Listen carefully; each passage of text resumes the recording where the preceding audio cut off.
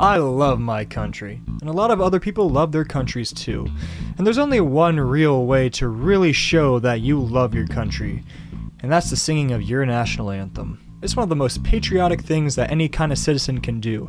That's why whenever you go to sporting events or wherever, it's very common to have the national anthem sung, to remind you what you're fighting for. And in the history of all these countries, especially America, we've had some pretty good national anthems. Chris Stapleton, that guy at the Cowboy Stadium, the trumpet guy, like that guy. But with all of these great national anthems, we've had some pretty bad national anthems. One that immediately comes to mind is 2018 Fergie in the NBA, a performance that was so bad that it caused people on the court to begin to crack smirks and cackle. It was not a good thing, and for a while it was considered one of the worst performances of the national anthem.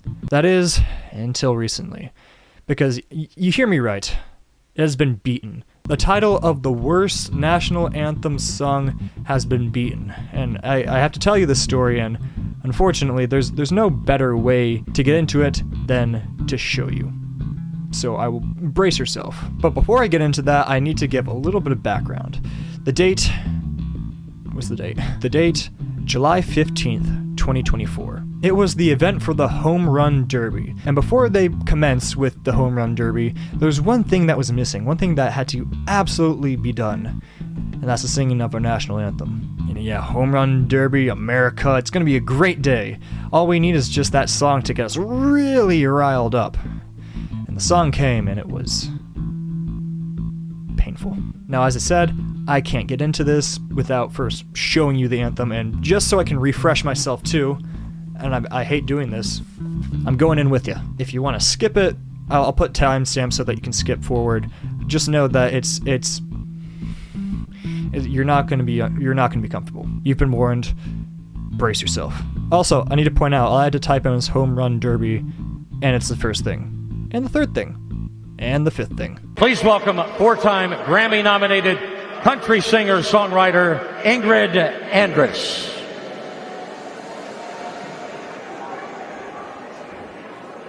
Oh, say, can you see by the dawn's early light what so proudly we hailed by the twilight's last gleaming, whose broad stripes and bright stars through the perilous fight o'er the ramparts we watched were so gallantly streaming, and the rocket's red glare, the bombs bursting in air, gave proof through the night that our flag was still there.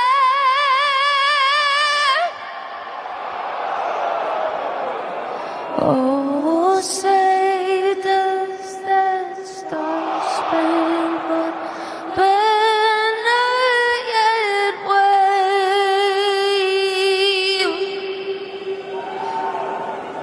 o'er the land of the free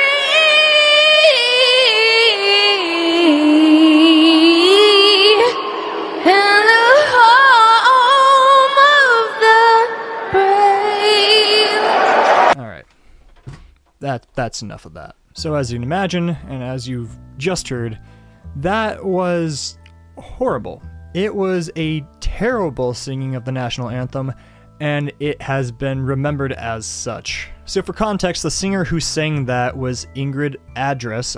I hopefully am pronouncing that right. I'm not going back to that video to see if I did. And as the announcer said, she was a Grammy-nominated singer. So she's got titles. She should be good at this. This isn't just some random people that they picked off the street like, hey, you love America? Sing. No. This is somebody that is a professional by definition. And as you've just witnessed, the performance was anything but. And as of right now, it is currently being known as the worst national anthem performance ever.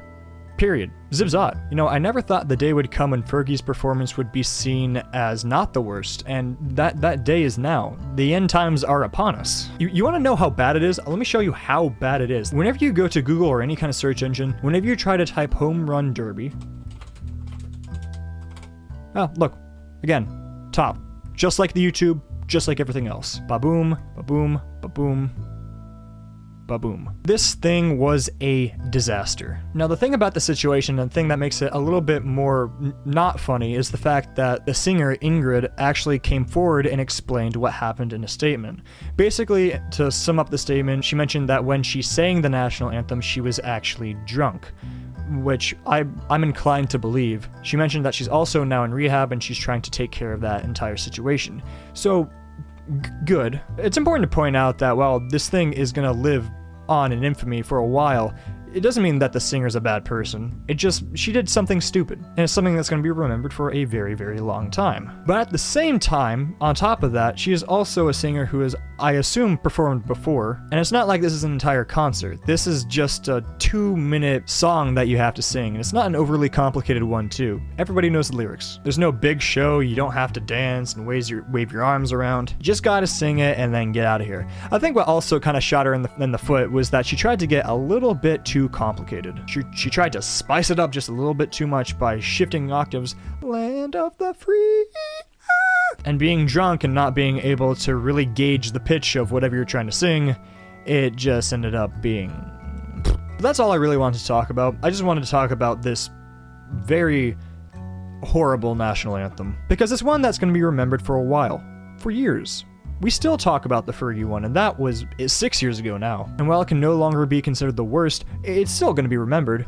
And this one, it's definitely going to be remembered for a while. So while I wish the best to Ingrid, and I hope that her rehab goes well and that she gets back on her feet, I will be watching this, and actually no, that's a lie. I will never be watching this again. I will be remembering this and remembering just this fateful July 15th. This fateful July 15th when this song was sung. But that's it for me today. Thank you so much for watching, if indeed you still are.